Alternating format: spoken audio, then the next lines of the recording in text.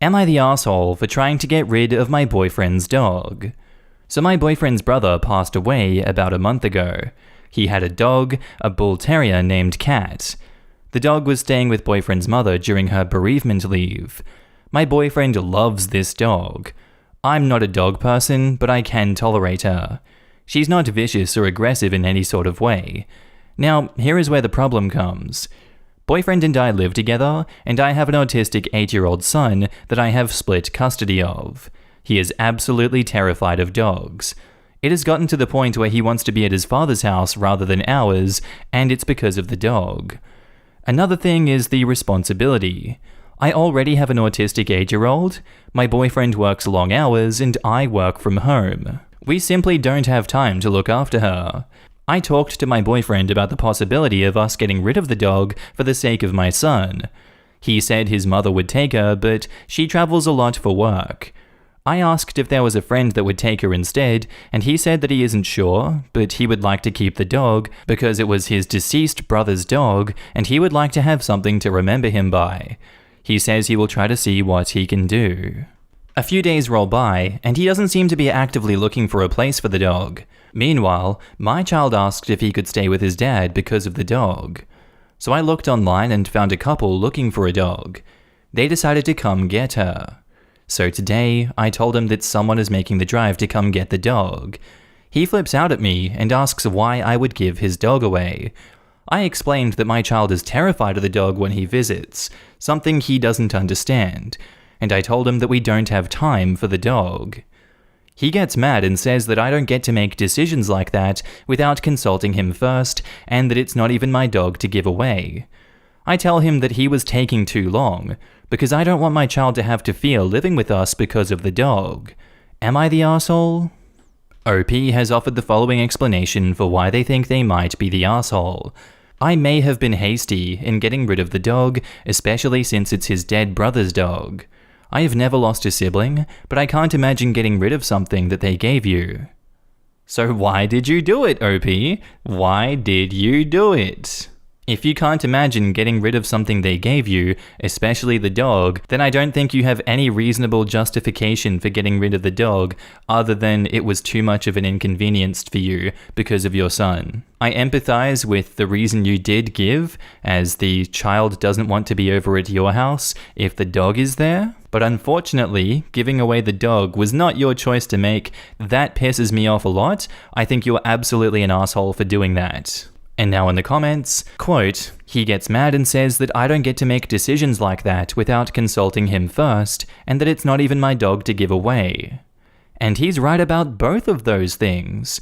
You have got a reasonable motivation for not wanting the dog around, but that doesn't mean you can just do it unilaterally. You convince him to do it, and if you can't, then you find a way to deal with that. You're the asshole, it is not your dog, and it is not your call. But the boyfriend made a decision to bring the dog to the home without consulting the girlfriend. You were leaving the part out where OP's brother-in-law died at 21. That was no one's decision, and if my younger brother died and was caring for a pet, I would absolutely take something they loved. Also, his brother passed away a month ago. A month. He is probably still grieving and trying to give it a place when OP decides he is waiting too long before making a decision to give his dead brother's dog away. You're the asshole. You giving away his dog to accommodate your kid would be the equivalent of him giving away your kid to accommodate his dog. Not to mention, this was his deceased brother's dog. What you did was awful. Dogs aren't children, that's her child, but I see what you were saying. I just want you to pause and have you reconsider that you just compared a human child to a dog. You see no issue with this? Nope, no issue at all. Not everyone holds the opinion that humans are inherently more important than animals. Also, the fact that the kid was already there and is disabled, plus, OP is the one expected to take care of the dog most of the time. How is any of this fair on OP? I get he's grieving, but he doesn't just get to bring a dog home without OP's approval, especially alienate her child and expect her to take care of the dog. But equally, she shouldn't get rid of the dog without his consent. You're the asshole. I was going to say no one was an asshole here until you went behind your boyfriend's back to get rid of this dog. I understand you're looking out for your son, but this is a deeper conversation than you have to get rid of the thing you love because it goes against the thing that I love. This takes conversation. This dog is as important to him as your son is to you, and you don't get to tell him he's wrong. If I had someone try to get rid of my animal behind my back, unless the animal was a physical threat to them, I would split with them. That significant other would be fine. I don't care if one is a human and one is an animal, his dog doesn't have to be less important. This requires chat after chat after chat, and you have to be looking for compromise, not get rid of your dog because I said so. You don't respect his grief. You don't respect the things that are important to him. You don't respect him. And now onto the update. So here is an update. My boyfriend still hadn't found a home for the dog. He said he can't bring himself to get rid of the dog because it was his brother's, and I tried to tell him that it wasn't his dog to keep and that my child was more important. I said if the dog wasn't leaving, then I was. He kept the dog. So my son and I packed our bags and left. If he wants to be attached to his brother's dog and not care about my son's fears, then that's fine by me. A majority of the comments from my previous post seemed to think that we were both wrong, but a few of you thought that I was an asshole, and that's okay. I just didn't want my son to be scared in his own home, but we will be fine. Thank you all for your input on the matter. And now in the comments, I think you were missing the part of the earlier post where the vast majority of people said that you're the asshole. This update is great. This is how it should have ended. You need to prioritize your child and his needs to live his life with what he loves too. You aren't married, and your living conditions are incompatible. This exactly. Sometimes going separate ways is the right choice, and I think it was here. OP's problem and strength is that her kid came first. She's right to do so, but she had no consideration at all for the boyfriend with how she went about it. I'm sure she got in the way of the grieving and would only prolong the worst parts of it. This is a classic, you're technically right, but you're still an asshole. I think most of the you're the asshole part came from the fact that he wasn't trying hard enough to get rid of the dog, so she tried to give it away without his consent, which is really and truly a dick move.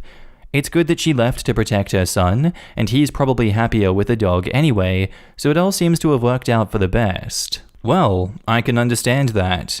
He lost his brother 5 weeks prior, and you tried to give his brother's dog away to some strangers he had never met or spoken to, something you knew he didn't want, something that is a physical link to his brother. 5 weeks after his brother's death, according to your last post.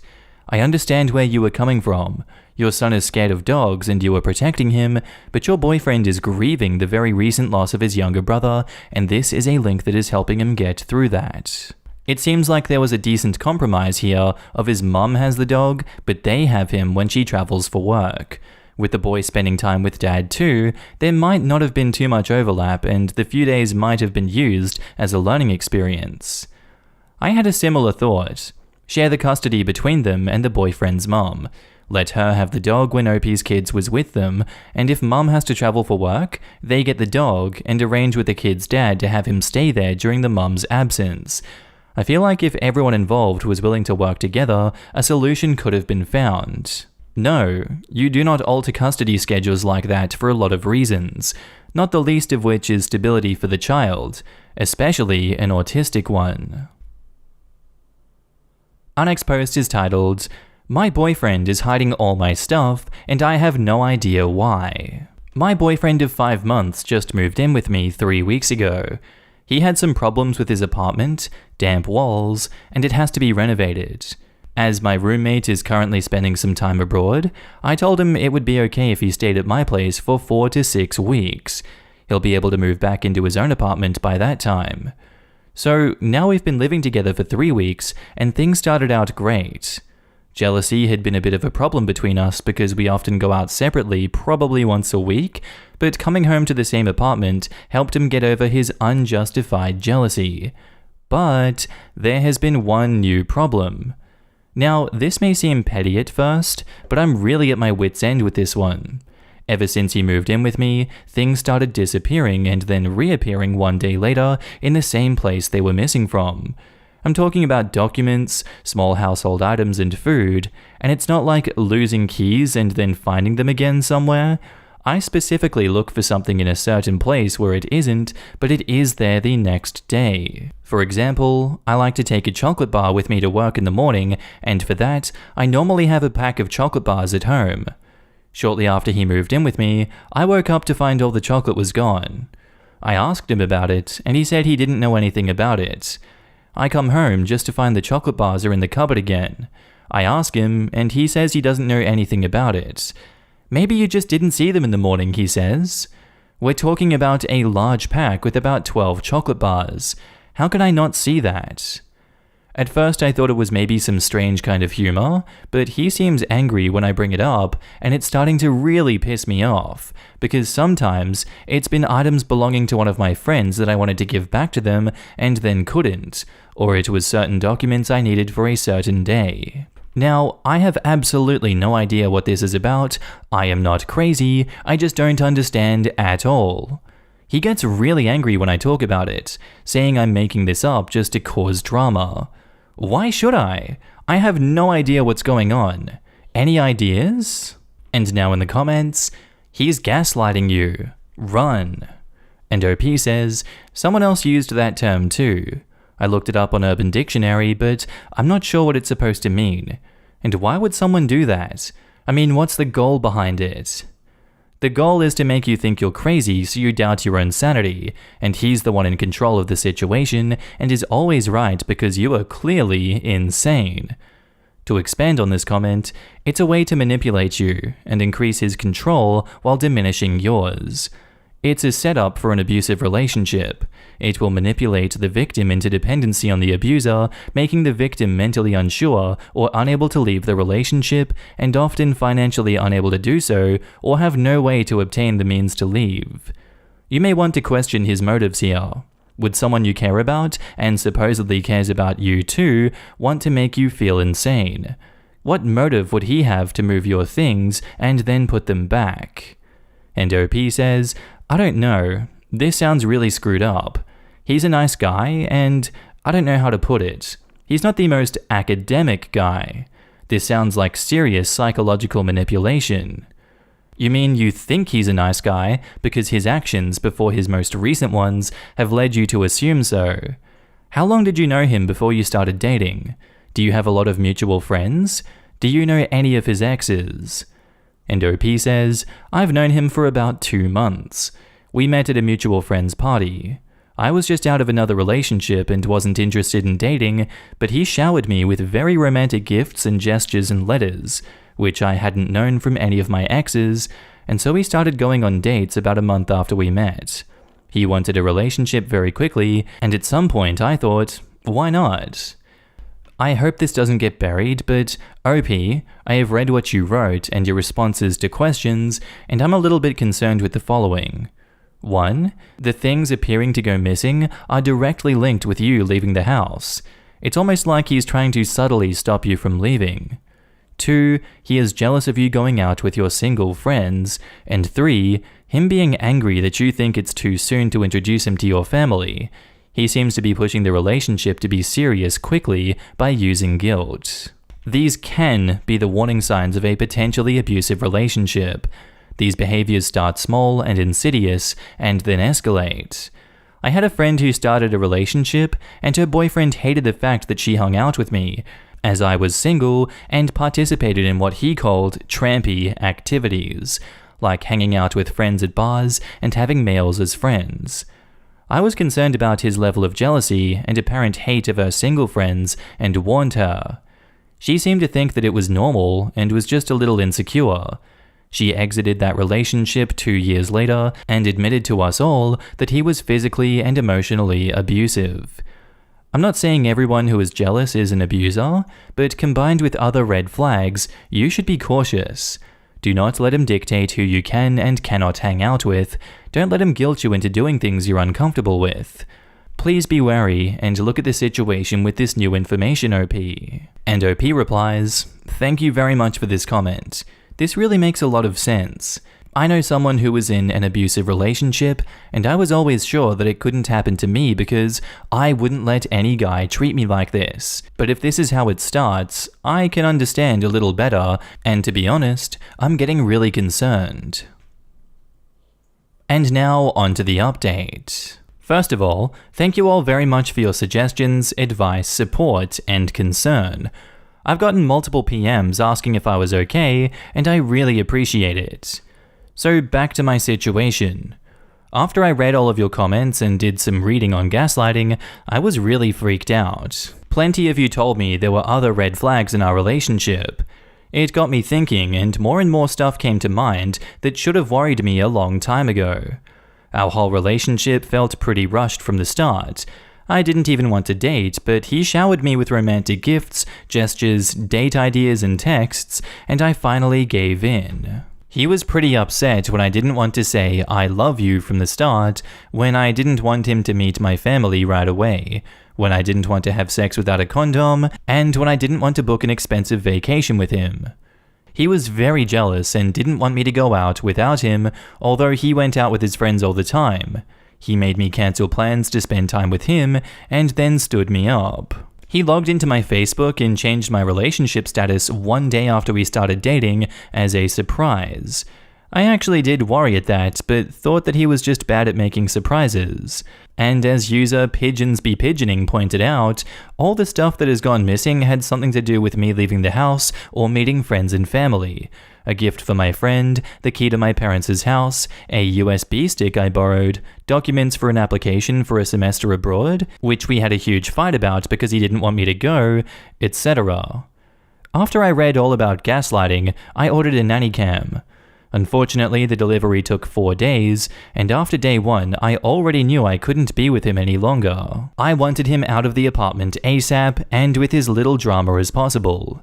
I told him that my roommate had gotten a really interesting job offer and would cut her vacation short and come home in a week, so he had to move out. He was pretty angry, but I told him there was nothing I could do. I also told him, as some of you suggested, that his landlord had to get him a place to stay and that he should call him. The next day, he told me that he'd talked to his landlord and he could move back into his own flat on the following weekend. The renovations had not taken as long as planned. At this point, I doubt the apartment ever had damp walls to begin with, but who knows. In the evening, he asked me if I wanted to move in with him because it works so well, and you don't like your roommate anyway. I never even said that, and I told him sure, I would move in with him in June, and he was pretty excited about it. While I was waiting for the nanny cam to arrive, there was one incident when something went missing. A book that I had ordered for my dad over Amazon and wanted to bring him the next day. At least that's what I told my boyfriend. Of course, in the morning, the book was gone. I chose to ignore it, and he reacted quite strange to it, even asked me on my way out if I had taken the book with me. Why on earth would he ask that if he didn't expect a reaction from me? I just asked, what book? The book you wanted to bring your dad. I don't know what you're talking about. In the evening, the book was on my desk again, of course, and I ignored it again. 2 hours later, he casually walks by my desk and says, "Ah, that's the book I was talking about." I just said, "Oh, that book." He seemed pretty angry for the rest of the evening. 2 days later, the nanny cam finally arrived. I set it up while he was at the gym, and again, when he was there, placed a letter that I needed for work on my desk. I wasn't surprised at all when it was gone a few hours later and reappeared the next day. When I finally was alone at home again and could check out the nanny cam evidence, I only saw what I already knew. He took the letter while passing the desk, put it in his gym bag, and put it back a few hours later. However, as soon as I saw the evidence, I decided against confronting him. To be honest, I was scared of his reaction and had already decided to break it off as soon as possible. Also, the camera didn't show me his motive, and I figured he probably wouldn't tell me anyway. However, it frustrated me very much that I would probably never know why he did it, and on the last evening before he moved back to his newly renovated apartment, I told him that I wanted to watch an old movie called Gaslight. Thanks for the tip, everybody. It really is a great movie.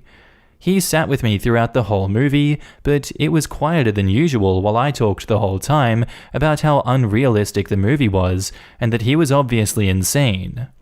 I actually expected some kind of reaction from him, but he just sat there looking nervous. On Sunday, he took all his stuff back to his apartment. My brother had organized someone to come and change the locks, and as soon as that was done, I wrote my boyfriend a text telling him that it was over. I had no interest in being contacted again, that our breakup was final, and I thought it was very sad that he had to hide my things to keep the relationship interesting. Since then, he called me more or less non-stop, but I haven't picked up, and I won't. I know, this isn't the most heroic or exciting ending. I could have confronted him with the video evidence, but instead I cowardly broke up with a text message. However, I really didn't want to confront him and have a dramatic fight. I just wanted it to be over as soon and as smoothly as possible.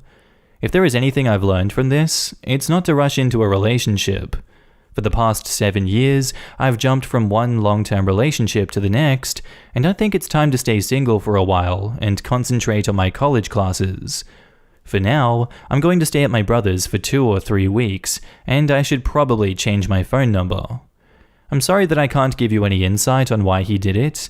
It may have been kleptomania, a prank, or messing with my stuff because something about me frustrated him. I will probably never know. In all the texts he's sent me, it only says that he doesn't know what I'm talking about, and he never took my things. And now in the comments, this is the most brilliant breakup update I've read on here. Watching Gaslight with him was a stroke of genius. Breaking up with this psycho over text wasn't cowardly. In this case, you did all the smart things. Busted him on video, got him out of the house, changed the locks, and then broke up with him. If anything, this is probably one of the smartest breakups I've ever seen. I think the smartest point is that she decided it was over before the nanny cam even arrived. Having the proper insight into a situation and being honest with yourself is a valuable trait. Not even that. The fact that you have to order a nanny cam for something so ridiculous as watching your boyfriend hiding your crap and say that you lost it only for it to reappear later? I think just ordering that would have me thinking like, what am I still doing with him? This should be the template for breaking up with crazy people who live with you. Her psycho ex already had a place to stay though. His apartment was probably never damaged. How do you break up with a psycho you live with when your name is on a lease or mortgage or finances are intertwined? It's a lot harder. And OP replies, I agree. As difficult as this situation seemed to me at first, I realized it would actually be quite simple to get rid of him. He had his own apartment and didn't even live with me officially. And we're not actually done there. There is a final update to this one. I'll try to keep it short this time. Unfortunately, my last update was locked, so I couldn't reply to every comment I would have liked to reply to. In the past few weeks, I have gotten some messages asking if I'm okay or still alive, so I thought I'd write one more update. I'd love to give you an overall happy update, but unfortunately, the breakup didn't go as smoothly as I first thought it would. I never picked up when my ex called me and never wrote back to one of his countless messages. But I read most of them, and there was a certain shift in his messages after about 4 days when he suddenly went from this, I love you and miss you so much. I don't know what you think I've done, but I can assure you I didn't do anything wrong. Whoever told you that is a liar. Please give me another chance. To this, you're such a whiny cow. No wonder you can't hold up a relationship with anyone. I hate you, and there is no second chance for us no matter how much you wish for that. For your own sake, pray to not ever run into me again. I blocked his number later that same week, but had an overall bad feeling when some strange things happened. Some friends of mine called me to ask if I'm okay, and they were all under the impression that I'd broken up with him because I wanted to concentrate on my mental health. Twice I came to work, and everyone was surprised to see me because someone had called to let them know that I wasn't feeling well enough for working. When I asked who that was, they said he told them he was my doctor. Also, my ex wrote to my mum on Facebook. They've actually never met in person, pretending to be a concerned friend, asking about my well-being after my latest breakdown. It was very easy to clear some of that stuff up, especially with my family, but it was harder to do so at work. After 3 weeks at my brother's, I decided to move back into my own apartment, which was not a good idea. On the second evening, I saw my ex in front of the building, and then I saw him at least every other day, standing on the other side of the street, just looking across. After about a week, someone started to ring the bell at 3 a.m. for 5 days straight. Also, 3 times I came home and found a little piece of paper in front of my door with a flame drawn on it. It creeped me out so much that he somehow managed to get into the building. I grew more and more afraid to leave the apartment and finally decided to move back in with my brother and his family. My friend, whom I shared the apartment with and who is currently abroad, didn't take too well to the whole story. She was furious when she heard that I changed the locks without telling her, and even more furious when I told her I'd be moving out because that was not what we initially agreed upon. However, I just can't go back there. In hindsight though, I probably should have involved her more in the process. I did ask her parents if it was okay to change the locks at their apartment, but I didn't speak to her about it. I feel really shitty about letting him stay in her apartment in the first place. I also went to the police to get a restraining order. It was a surprise to me how hard it is to get one of these. I needed not only evidence of him harassing me, but also evidence of him threatening my safety. However, after long hours and much patience from my sister-in-law, I got one. The bright side is that I got approved for my semester abroad, which starts in October. To not burden my brother any longer, I will already leave in August and maybe travel around a bit. I'm already in a Facebook group with all the other exchange students that will spend the next semester there, and I think I certainly won't be alone. When I'll come back, I'll be looking for a small apartment on my own. I still don't have Amazon Prime, I'm sorry. I can't thank you all enough for opening my eyes after my first post here. I actually had no idea what was going on, even if I had a feeling that something was off. You guys saved me from a very abusive relationship, and every day I am grateful that I got out of it soon enough. And now in the comments, I think she didn't take the calling into work thing nearly seriously enough. That's someone setting up so that if you're missing, no one realizes or responds during the critical period. If someone ever does that to you, you should tell your work to immediately contact you if it happens again, and to report her missing immediately if she can't be contacted. I had a stalker call into my place of work, pretending to be my dad, brother, doctor, and boyfriend, always saying something was drastically wrong and I wouldn't be in, or that I quit, or that I was hurting the animals, and they were concerned for my mental well-being. Anything and everything they could to get me fired. Thank goodness for my manager Jill. She had been through something similar in the late 80s and knew the tricks of the narcissist.